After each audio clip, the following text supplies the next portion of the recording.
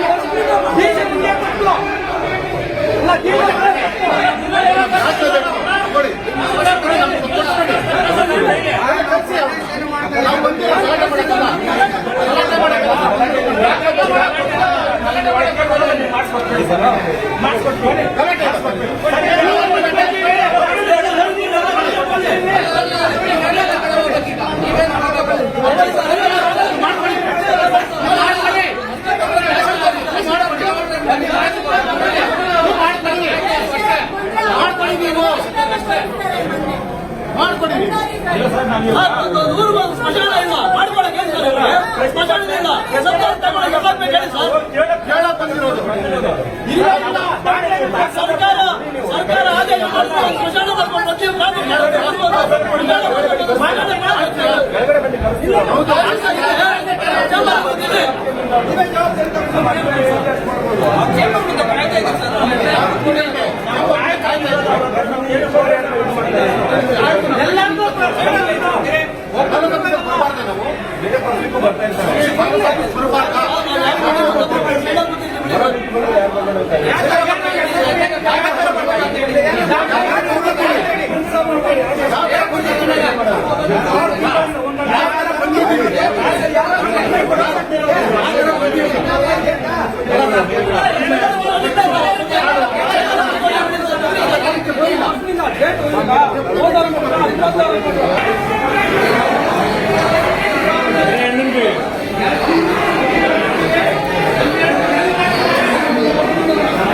ತಹಸೀಲ್ದಾರ್ ನಮ್ಮನ್ನು ಕೇಳ್ತಾರೆ. ಹಂಗಂದ್ರೆ ಏನು ಅಂದ್ಬಿಟ್ಟು ಗೊತ್ತಿಲ್ಲ.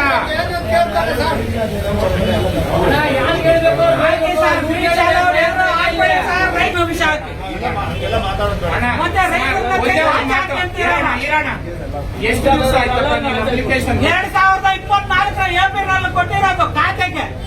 ಖಾತೆ ಎಷ್ಟು ದಿವಸ ಬೇಕಾ ಸರ್? ಯಾವ ಅಧಿಕಾರದ ಮೇಲೆ ನಾವು ಕೇಳಬಾರ್ದು ಅಂತ ನೀವು ಹೇಳ್ತೀರಾ? ಮನವಿ ಕೊಟ್ರೆ ಅವ್ರು ಹೇಳ್ತಾರೆ ಶನಿವಾರ ಬಂದ್ಬಿಡ್ರಿ ಅಂತ. ಶನಿವಾರ ಬಂದ್ರೆ ಯಾರೇ ಮಾಡ್ಕೊಟ್ಟಾರೆ? ನಮ್ಗೆ ಆಗಿದ್ಯಾ? ನಮ್ಮ ಕೊಟ್ಟಿರುವಂತ ಸಂವಿಧಾನದಡಿಯಲ್ಲಿ ಇರುವಂತ ಪ್ರಜಾಪ್ರಭುತ್ವದಲ್ಲಿ ಅವಕಾಶ ಇಲ್ಲ ಅಂತ ಪ್ರಶ್ನೆ ಮಾಡ್ಲಿಕ್ಕೆ ಇನ್ನೇನ್ ಸರ್? ಎಲ್ಲಿಗೆ ಹೋಗೋಣ ಸರ್? ಎಲ್ಲಿಗೆ ಹೋಗೋಣ ಸರ್? ತಾಲೂಕಿಗೆ ಅವರೇ ಸರ್ ಸರ್, ತಾಲೂಕಿಗೆ ಅವರೇ ತಾನೇ ಸರ್ ದೊಡ್ಡವರು. ಯಾರು ಸರ್ ದೊಡ್ಡವರು?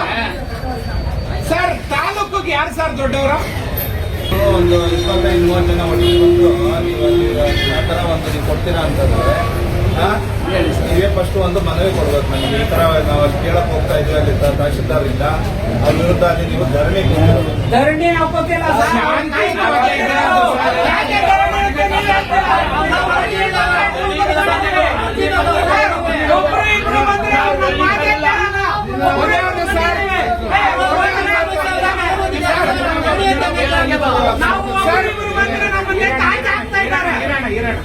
ಸರ್ ಒಂದೇ ಒಂದು ಮಾತು, ನಮ್ಮ ದಂಡಾಧಿಕಾರಿಗಳು ಯಾವ ರೀತಿ ದೌರ್ಜನ್ಯ ಮಾಡ್ತಾರೆ ಗೊತ್ತಾ ಸರ್? ನಿಮ್ಗೆ ಗೊತ್ತಾ ಸರ್? ಅವ್ರ ಆಫೀಸ್ ಹೋದ್ರೆ ಏನ್ರಿ ಮಾಡ್ತೀವಿ ಹೋಗ್ರಿ, ಮಾಡ್ತೀವಿ ಹೋಗ್ರಿ. ಯಾರಿಗ್ ಸರ್ ಕೇಳ್ಬೇಕು? ಮನೇಲಿ ದೊಡ್ಡವರೇ ತಪ್ಪು ಮಾಡಿದ್ರೆ ಯಾರಿಗ್ ಸರ್ ಕೇಳ್ಬೇಕು? ಒಬ್ರೇ ಹೋದ್ರೆ, ನಾನು ಇದೇ ಶಾಲು ಹಾಕೊಂಡು ಒಬ್ರೇ ಹೋದ್ರೆ ಮಾಡ್ತೀವಿ ಹೋಗ್ರಿ, ನಮ್ಗ್ ಗೊತ್ತು ಹೋಗ್ರಿ.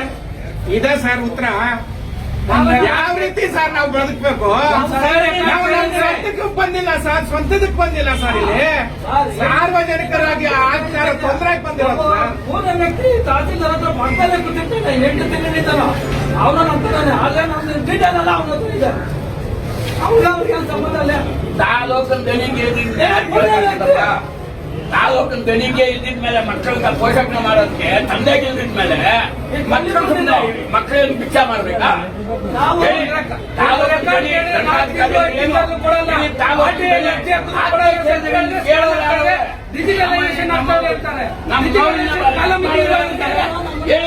ಈಗ ಒಂದು ಸೆಕೆಂಡ್ ತಹಸೀಲ್ದಾರಲ್ಲಿ ಅವರು ಬಂದು ಬೇರೆ ಯಾರು ಬದುಕ್ಸಕ್ಕಾಗಲ್ಲ ಸರ್. ಕೊನೆಗೂ ರೈತಾನೆ, ರೈತ ದುಡಿದ್ರೇನೆ ಸರ್. ಬಂದ್ರೆ ಈಗ ಕಾಲುವೆ ಸರ್ ಈ ತರ ಅರ್ಜಿ ಕೊಟ್ಟಿದ್ದೀವಿ ಅಂದ್ರೆ ಮಾಡ್ತಾರೆ ಹೋಗ್ರಿ. ಫೋನಲ್ಲಿ ಮಾತಾಡ್ತಾ ಇದ್ದೀನಿ ನಾನು. ಅದನ್ನೇ ಒಂದ್ ಕಾಲುವೆ ಸರ್ವೆ ಆಗಿಲ್ಲ ಇನ್ನೂ. ಬಂದಂತ ಅಧಿಕಾರಿ ಪ್ರಶ್ನೆ ಕೇಳ್ತಾ ಇದ್ರು ಕೂಡ 1:30ಗೆ ಆಫೀಸ್ ಬರ್ತಾರೆ. ನಾವು 2 ಗಂಟೆಗೆ ಅವ್ರ ಚೇಂಬರ್ಗೆ ಹೋಗ್ತೀವಿ. 2 ಗಂಟೆಗೆ ಹೋಗಿ ಪ್ರಶ್ನೆ ಕೇಳ್ತಾ ಇದ್ರೆ ನಾನು ಊಟ ಮಾಡ್ಬೇಕು ಅಂದ್ಬಿಟ್ಟು ಎದ್ದು ಹೋಗ್ತಾರೆ. ಅಂದ್ರೆ ಎಷ್ಟರ ಮಧ್ಯೆ ಎಟ್ಟಿಗೆ ಇವ್ರಿಗೆ ಜವಾಬ್ದಾರಿ ಇದೆ? ಸಾರ್ವಜನಿಕರ ಸಮಸ್ಯೆಗೆ ಎಷ್ಟು ಮಾತ್ರ ಇವರು ಒಂದು ಸ್ಪಂದನೆ ಮಾಡ್ತಾರೆ? ಎಷ್ಟರ ಮಟ್ಟಿಗೆ ಅವರು ಸ್ಪಂದನೆ ಕೊಡ್ತಾರೆ? ಅದು ದೌರ್ಜನ್ಯ, ದರ್ಪ. ನಾವೇನಾದ್ರೂ ಇಲ್ಲಿಗಲ್ ಆಗಿ ಏನಾದ್ರು ಕೇಳ್ತಾ ಇದೀವಾ? ಮಾಡ್ಕೊಡಿ, ಸರ್ಕಾರಿ ಆಸ್ತಿ ನಮಗ್ ಮಾಡ್ಕೊಡಿ ಅಂತ ಕೇಳ್ತಾ ಇದೀವ? ಇವರ ಒಂದು ಜವಾಬ್ದಾರಿನ ತಿಳಿಸ್ತಾ ಇದೀವಿ ಸ್ವಾಮಿ. ಮುಕ್ತಾನಲ್ಲೂರು ಅಮಾನಿಕಾನೆ 400 ಎಕರೆ ಒಂದು ಏನು ಕಂದಾಯ ಭೂಮಿ ಬಗ್ಗೆ ಇವ್ರಿಗೆ ಗೊತ್ತಿಲ್ಲ. ಪ್ರಾಮಾಣಿಕನೇ ಹಂಗಂದ್ರೆ ಏನ್ರಿ ಅಂತ ಪ್ರಶ್ನೆ ಮಾಡ್ತಾರಲ್ಲ. 2 ವರ್ಷ ತಹಸೀಲ್ದಾರ್ ಆಗಿರುವಂತವ್ರು ಕೇಳುವಂತ ಮಾತಾಡೋದು ಏನು ಗೊತ್ತಿಲ್ವಂತ ಈ ದಂಡಾಧಿಕಾರಿಗೆ ಬೇಕಾಯ್ತವ್ರು. ನಮ್ಗೊಂದು ಶಾಪ ಇವರು ಇವ್ರ ಕೈ ಲಾಜೆ ಕೆಲಸ ಮಾಡ್ಲಿಕ್ಕೆ ಬಿಟ್ಟೋಗಿ ಸರ್ಕಾರ ಇನ್ನೊಬ್ಬರನ್ನ ಮಾಡ್ತದೆ. ಕೆಲಸ ಮಾಡ್ತಾರೆ. ಕಂದಾಯ ಸಚಿವರೇ ಬನ್ನಿ ಆನೇಕಲ್ ತಾಲೂಕು ಕಚೇರಿಗೆ. ಈ ಭ್ರಷ್ಟ ಅಧಿಕಾರಿ ಇದ್ದಾರೆ. ಕರ್ತವ್ಯ ಏನು ಲೋಪ ಮಾಡ್ತಾ ಇರೋ ಅಧಿಕಾರಿ ಇದ್ದಾರೆ. ದರ್ಪ ದೌರ್ಜನ್ಯ ಮಾಡುವಂತ ಅಧಿಕಾರಿ ಇದ್ದಾರೆ ಸ್ವಾಮಿ. ಬನ್ನಿ ಅಲ್ಲಿ ಹೊರಗಡೆ ಮಾಡಿ, ಹೊರಗಡೆ ಬಂದು ಯಾರಿಗೂ ತೊಂದರೆ ಕೊಡಲ್ಲ.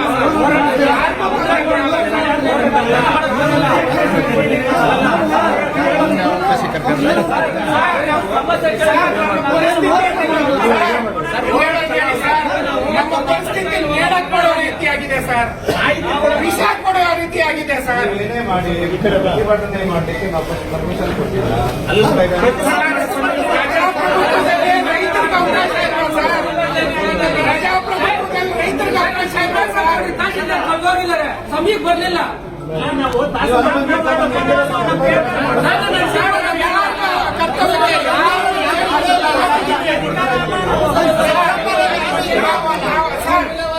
ಸರ್ ಒಂದೇ ಒಂದು ನಿಮಿಷ ಸರ್, ಪ್ರಜಾಪ್ರಭುತ್ವದಲ್ಲಿ ಸಾರ್ವಜನಿಕರು ಯಾರನ್ನು ಮುಟ್ಟದೆ ಯಾವುದೇ ಏನು ಕೆಟ್ಟ ಅವಾಚ್ಯ ಶಬ್ದ ಬಳಸದೆ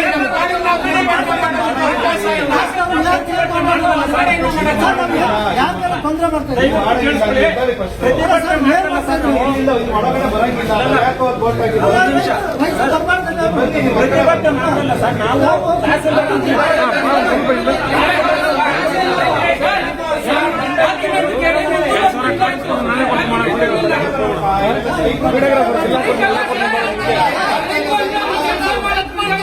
ಕೆಲಸ ಮಾಡಿ ಬಂದಿದ್ದೀವಿ.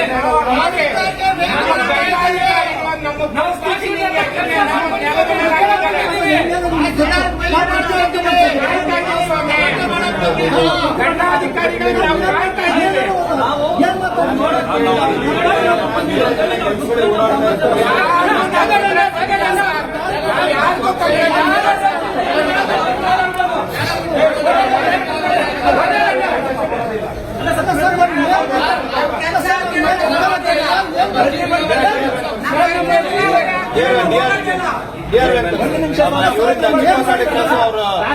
ಯಾರ್ಯಾರು ಪೊಲೀಸ್ನವ್ರು ಯಾರ್ಯಾರು ಇದ್ದಾರೆ ಎಲ್ಲ ನಾನು ಹೇಳ್ತೀನಿ ಕೇಳಿ.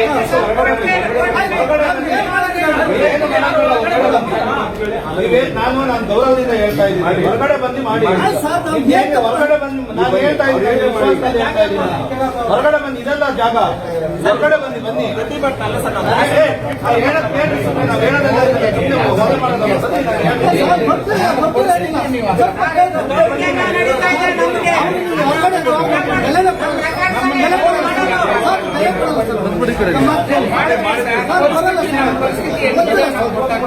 ನಾವು ನಾವು ಸಿಂಗಲ್ ಬಂದ್ರೆ ಬೆಲೆ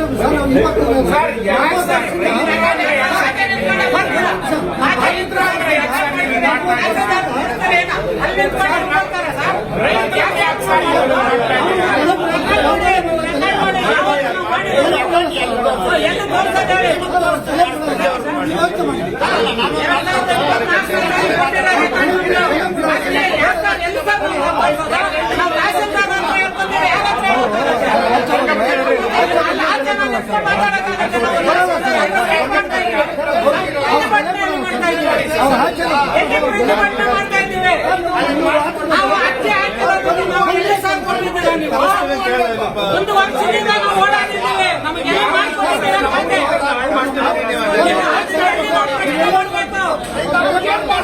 ಎಲ್ಲಿ ಪ್ರಶ್ನೆ ಮಾಡ್ಬೇಕು ನೀವು ಕೋರ್ಟ್ ಪ್ರಶ್ನೆ ಎಲ್ಲಿ ಮಾಡಬೇಕು ಅವ್ರು ಬಂದ್ರೆ ಸರಿ. 9 ಗಂಟೆ 10 ಗಂಟೆ ಕೆಲಸ ಮಾಡೋದು ಇಲ್ಲ ಸರ್. ಒಂದು ಗಂಟೆ ಒಂದು ಪ್ರೈವೇಟ್ ಕಂಪನಿಯಲ್ಲಿ ಇಷ್ಟೊಂದು ಕೆಲಸಕ್ಕೆ ಹೋಗಿಲ್ಲ ಅಂದ್ರೆ ಅರ್ಧ ದಿನ ಸಂಬಳ ತೆಗಿತಾರೆ. ಏನ್ ಸರ್ ಇದು? ಏನ್ ನ್ಯಾಯ ಆಗತ್ತೆ?